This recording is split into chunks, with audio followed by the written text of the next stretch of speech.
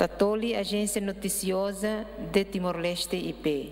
Salário e vencimento, 451.126. Bens e serviços, 200.422. Transferências públicas, 0. Capital menor, 100.000. Capital de desenvolvimento, 0. Total, 751.548. Itahacat para a Agência Noticiosa de Timor-Leste. Quem vota a favor? Contra, não abstenção. E a Cútula vota ou a abstenção? Muito obrigado. Votação BA.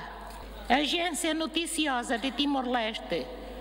A favor 42, contra 0, abstenção 22. O orçamento passa.